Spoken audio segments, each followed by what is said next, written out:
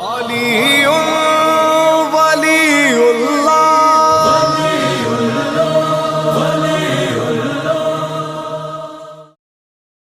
शख्स है, कहता है इसने हुसैन को खत लिखा, कूफे से गया, तिजारत की गर्ज से कूफे से निकल के कमाने के लिए। इस हीन में इमाम हुसैन भी आ गए करबला। जब ये घर वापस आया तो सब कुछ गवा के आया, मतलब बिजनेस में से बड़ा लॉस हुआ। घर जैसे पहुंचा, दरवाजा खोला, बीवी बैठी थी, बेटी इसकी थी 4-5 साल, वो बैठी थी। बेटी दौड़ी दौड़ी आई, बाप के सीने से लिपटी। अब कहता है जब सफर पे गया था तो बेटी ने कुछ ख्वाहिश की थी, बाबा मेरे लिए ये लाना, लेकिन इतना नुकसान हुआ, सफर की थकावट भूल गया। अब सोच रहा था, बेटी ने सीने से लगाया, पूछेगी बाबा जो कहा था वो लाए कि नहीं लाए, लेकिन बेटी ने ये नहीं पूछा। पहला सवाल मेरी बेटी ने यह किया कि बाबा करबला गए कि नहीं। बीवी से कहा कि ये क्या कह रही है? का तुझे नहीं पता? का नहीं, मैं आज आया हूं। का शोहर ये बता कुछ कमा के लाए हो कि नहीं? का नहीं, सब कुछ गवा के आया हूं, खाली हाथ। का बंदे खुदा घर में खाने के लिए नहीं, फाके पड़े हुए।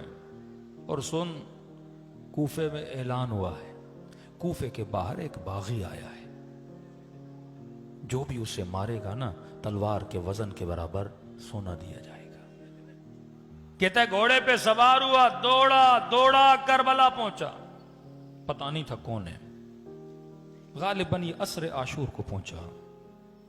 कहता है क्या देखा, जमीन करबला पे लाशें बिखरे हुए हैं, लोगों का हुजूम है। उस हुजूम के बीच में एक शख्स है, कोई तीर मारता है, कोई तलवार मारता है, का जिसे कुछ भी नहीं मिल रहा ना, वो पत्थरों की बरसात कर रहा है। मैंने कहा मैं क्यों पीछे रहूं, आगे बढ़ूं, सवाब कमाऊं, दीन का कोई दुश्मन है अलियाज़ुबिल्लाह। कहता मैंने पत्थर लिया, और जब मैं मारना चाहता था ना, इसने सर बुलंद करके मुझे देखना शुरू किया। कि जब गौर से देखा ना तो माथे पे सजदों के निशान थे, चेहरा नूरानी था। मैंने कहा बागियों के चेहरे ऐसे नहीं होते। 5 मिनट के लिए रुक जा और सोच, कहीं तो किसी गलत को तो नहीं मार रहा। आगे बढ़ा, मैंने कहा अस्सलाम अलैका अय्युहा शेखुल कबीर, ऐ बूढ़े तुझ पर मेरा सलाम हो। कहता ये कहना था, उसने कहा वह अलैका सलाम, तुझ पर भी मेरा सलाम हो, लेकिन ये तो बता तू है कौन जो आज मुझे सलाम कर रहा है? मैंने कहा क्यों, क्या मुसलमान को सलाम नहीं करता? का करता है, पर आज किसी ने मुझे मुसलमान समझा नहीं है। मैंने कहा अरे बूढ़े कौन हो? दर्द भरी आवाज में इमाम ने कहा अजीब हो, खत भी खुद लिखते हो, पूछ भी रहे हो मैं कौन हूं। मैंने कहा कौन सा खत? का तूने हुसैन को खत नहीं लिखा था?